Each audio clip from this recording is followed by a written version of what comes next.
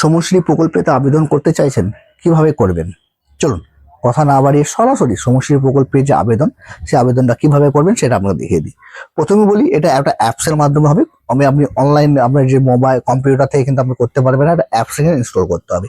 অ্যাপসটাও কিন্তু আমি যে লিঙ্কটা আছে সেটাও ডিসক্রিপশন বক্সে দিয়ে দিচ্ছি, সেখান থেকেও কিন্তু আপনি যে ডাউনলোডটা করে নিতে পারবেন। এছাড়াও শেষে আমি আপনাকে দেখিয়ে দিচ্ছি যে আপনার যে মোবাইল রয়েছে এই মোবাইলেই কিভাবে আপনি সেটাকে ডাউনলোড করবেন। চলুন কিভাবে ফর্মটাকে ফিল আপ করতে হবে সেটা একটু আপনাকে দেখিয়ে দিই। তো প্রথমে আপনি অ্যাপসটা খোলার পর এরকম ভাবে ইন্টারফেসটা দেখতে পাবেন। এই দেখুন ওপরে লেখা আছে কর্মসাথী বা পরিযায়ী শ্রমিকের জন্য আবেদনপত্র। তো যেহেতু আপনার কাছে মোবাইল নাম্বারটি আছে, সেই মোবাইল নাম্বারটি ওই যে প্রথমে যে ঘরটি রয়েছে সেই ঘরটাতে আপনাকে যে মোবাইল নাম্বারটি আছে সেই মোবাইল নাম্বারটি লিখে দেবেন, তারপরে ওটিপি জেনারেট করবেন।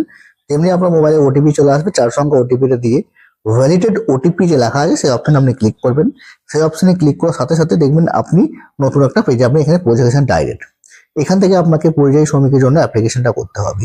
তো এইভাবে আপনার পেজটা চলে আসবে। প্রথমে দেখছেন আপনার ভ্রমণ সহায়তা বা ট্রাভেল অ্যাসিস্ট্যান্ট যেটা রয়েছে সেটার জন্য আমি অ্যাপ্লিকেশন করতে চাই, সেটা টাকাটাও আমি চাই। তো সেখানে ক্লিক করলে অ্যাপ্লাই করতে হবে। তারপর হচ্ছে আপনার পুনর্বাসন ভাতা যেটা 5,000 টাকা করে প্রতি মাসে দেবে, সেটার জন্য আমি অবশ্যই অ্যাপ্লিকেশন করতে চাই।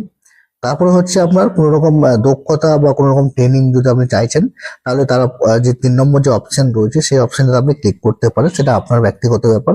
আমি এটা চাইছি, তার জন্য সেটাকেও আমি অ্যাপ্লিকেশন করে দিচ্ছি।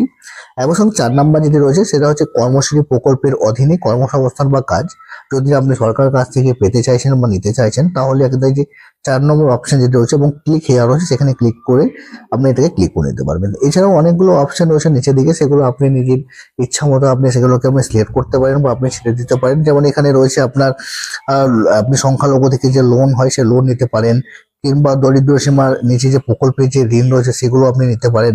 এছাড়াও আপনি তপশিলি উপজাতি যে সাফাই কর্মচারীর জন্য যে ঋণ হয় সেই ঋণটাও কিন্তু আপনি নিতে পারেন, তার জন্য কিন্তু আপনি অ্যাপ্লিকেশনটা করতে পারেন। তো আমাদের ওগুলো দরকার নেই, প্রথমে যে 4টে রয়েছে সেই 4টেই কিন্তু বিশেষ করে দরকার আমার। তো 4টের জন্য আমি অ্যাপ্লাই করে দিয়েছি। যেখানে যখন ক্লিক করি সঙ্গে সঙ্গে কিন্তু আমার অ্যাপ্লাইটা হয়ে গেছে। দেখুন অলরেডি কিন্তু এখানে যে অ্যাপ্লিকেশন সেই অ্যাপ্লিকেশনটা কিন্তু হয়ে গেছে, ক্লেম আইডি আমার চলে এসেছে এবং ক্লেম ডেট যেটা রয়েছে সেটাও চলে এসেছে। স্ট্যাটাস এই মুহূর্তে পেন্ডিং আছে। আচ্ছা, কোন ব্লকের জন্য আমি আছি সেই ব্লকের ডিটেলস দেখাবে এবং আমার যে এলআরও যে অফিস রয়েছে সেই এলআরও অফিসটা এখানে আমার কিন্তু দেখিয়ে দেবে। তো এইভাবেই কিন্তু আপনারা মোবাইল থেকে কিন্তু খুব সহজে যে অ্যাপ্লিকেশনটা রয়েছে এই অ্যাপ্লিকেশনটা কিন্তু আপনারা করতে পারবেন।